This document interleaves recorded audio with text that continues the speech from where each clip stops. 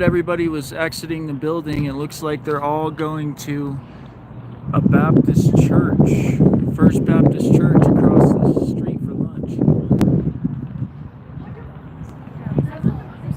What's the First Baptist Church doing hosting these people?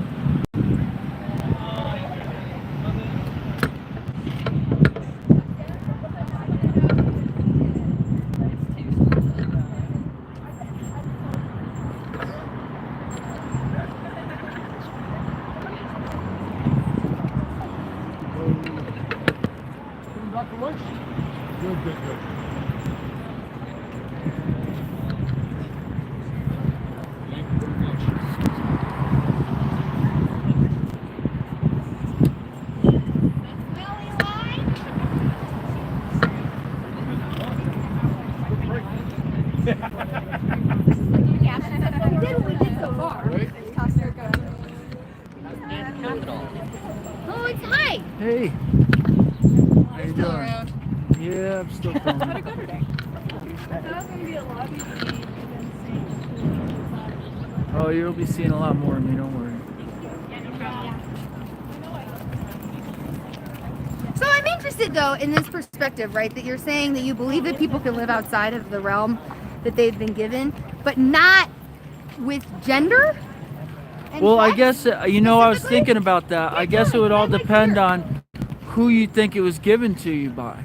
And what. This is where we get really back into that. Yeah, I'm fine. It's really what you said made me a little bit more knocked off my feet than what that whole did. Because I really think, like, who cares who gave it to me if it exists?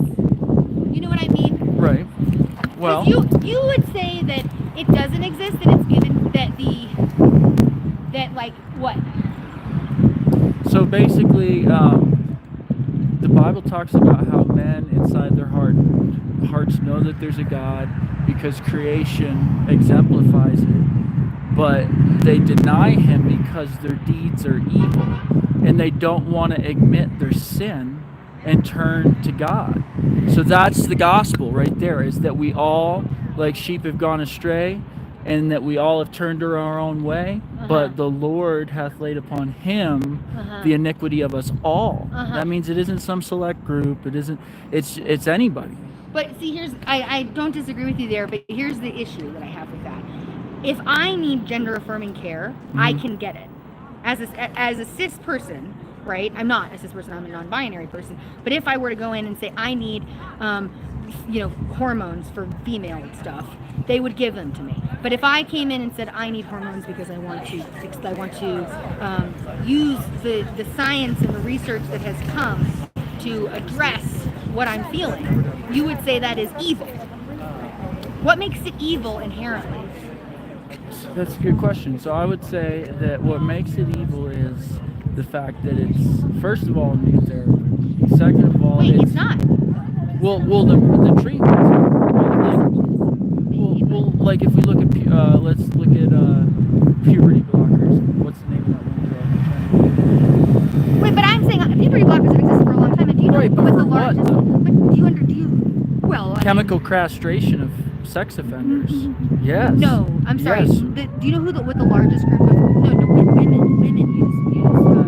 Oh yeah, I'm not saying there isn't various uses. I agree with the other uses, but the point is that when you're so those are to support and treat something to help somebody, and I get that people think that like taking those is emotionally helping, but I would argue that we should try to not take any drug, especially pharmaceuticals. Even if the reason that we're taking it is because we experience pain. Yeah, I think that. So you're saying that people who experience endometriosis, for example. No, I'm not saying that I've even taken medicine, so I can't. No, I I'm have not no talking room about to medicine, I'm talk. talking about hormones specifically. Right. I think it's wrong, but the reason why I think Even it's because wrong. if for endometriosis, even for No, Okay. not for a condition that it's but treating directly. even though gender dysphoria is a condition. Well, here's the thing. I think when we talk about gender dysphoria. Oh, what? Do you want to say something? I just gotta say, it was wonderful. Oh my God, so Good can I? meet you. Oh my God, you're so cute. Wonderful to meet you. Yes, hope to see you. Oh my gosh, I will. I'll see you around. Keep going. Sorry. Go ahead. But no, I'm glad you brought that up. So I think that there does need to be treatments for gender dysphoria. I just don't think that making these kids slaves to big pharma is the answer, and that's what they're doing. And the pharmaceutical industries are making a lot of money off of this. And then what's happening is you guys are becoming pawns So the to people a pharmaceutical. So the industry. people who have endometriosis who are taking hormones, they aren't a slave. But the people who are doing it for dysphoria. Well, are. no, because it's become a social fad. It's because, and that's the thing. I mean, trans people have always existed. I'm not gonna like. I'm not gonna argue that with you, but my I mean, point it's is, true. like, You can't argue it. let's say we both agree. There's people who have gender dysphoria. That's a trans person, right? So like. Well, no, a person who has gender dysphoria is not always a trans person. Okay. I think like every person experiences gender dysphoria. They are just not familiar with it being called gender dysphoria. Right. No, I get Like what you're saying. men, for example, men don't always feel like being the definition of a man, right? So They might feel, right? Would you agree with that? Yeah. I would say that's Like, very do you true ever feel nowadays. like crying? I would say that here's what I think. Wait, I'm asking you. Do you ever feel like crying? Yes, but here's the thing. I think that those things you're mentioning are societal stereotypes that society has put in place. Those aren't from God. Okay, but So you are conforming yourself to the stereotypes that pharmaceutical industries and society has set for you, and then self-identifying and rooting your whole entire self and identity of who you are in those things. What are cis men doing then? Well, I would imagine they're not focused on sexuality at all, other than if they have a perversion issue, which is just as bad. Hold on, but you're saying that a cis man who is aggressive about other people being genderqueer is not obsessed with gender? I think that some people have insecurities and they need to evaluate why they're so bothered by that. You know what Why I'm are you bothered by it? Well, I'm bothered by it because of the children aspect of it. I'm a children's pastor. I've seen what kids have told me, what I've So you're familiar with the research then? Right, and I've talked to detransitioners. That's the real reason I'm here, is because I have literally talked to multiple detransitioners. Okay. And now I feel it's my duty. So what makes to them report not the truth. indoctrinated, but people that are transitioning indoctrinated? So I would think it goes back to the need for control. So we talk about the need for control, like detransitioners. That's a perfect example. That doesn't have to do with control? Well, that's They didn't come back to their sex because they were felt out of control in the sex that they had transitioned to? Well, that's a great example. Whether they did or they didn't, they're getting a lot of hate because they want to live their experience in the body that they feel that they want to live in, and you know, if well, that's but again, trans right. people So are too. So let's use that analogy. Wait, but right? trans people are too. So Oh, I'm saying no, what, that's what I'm gives saying. I don't know.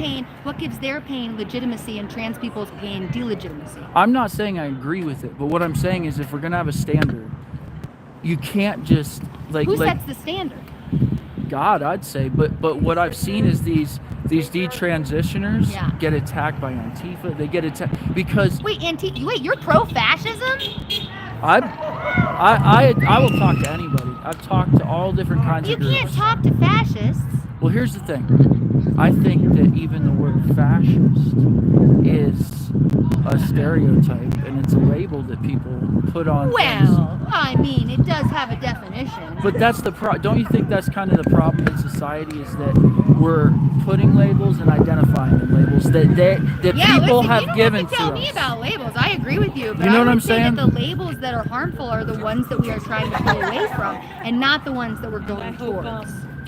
Well, I would think with some things that might be true, but the question is, what are you going towards? And when we're talking about like gender dysphoria, Yes. for example, so it used to be like if somebody's got a condition, we treat it, we do what we can to try to get it better.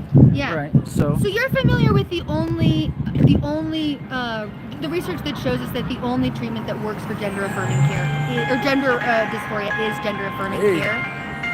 Is that true? Do you know that? I've heard Are you familiar that with puberty, letting kids go through puberty, and Wait, I know that song. is actually. No, Hey, how you doing? Even better now. Can I? No, you can't. Here, let me just put you on the live Oh, here. it's even better. I'm out of tune. Where are you on live? Where can I find you? 1A. It's just the 1A Media. .com or No, on it's YouTube? 1A_media on YouTube. Okay. Yeah, our So wait, site is 1amediagroup.com. Wait, but I'm confused. I want to clarify. So what makes me not feeling like a female, not real, but somebody who has decided they no longer want to be trans more legitimate? What allows for that?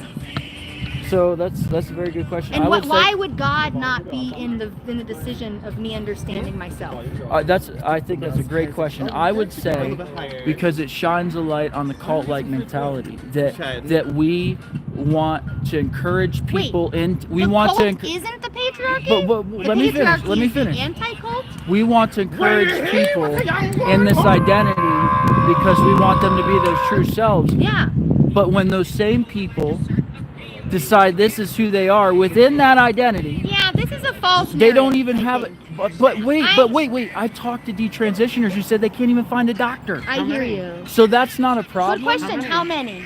At least 2. At least 2. Well, Yeah. you know what? It's almost like you went out looking Wait, for but it. really Well, quick, I haven't talked to many, but out of the ones I've talked to, like the majority of them are saying that. Well, but hold on. You said 2 though. Yeah, and I've talked to a handful. Yeah, I've talked to a handful, Here's the thing, the but research tells us that personally, it's 1%. I've interviewed Chloe Wait, I have a Cole. question. I've interviewed. Okay, and those people are real, and I Yeah, agree yeah. with you. What I'm asking you is what makes their realization that they are not trans more real than a person's realization that they are trans?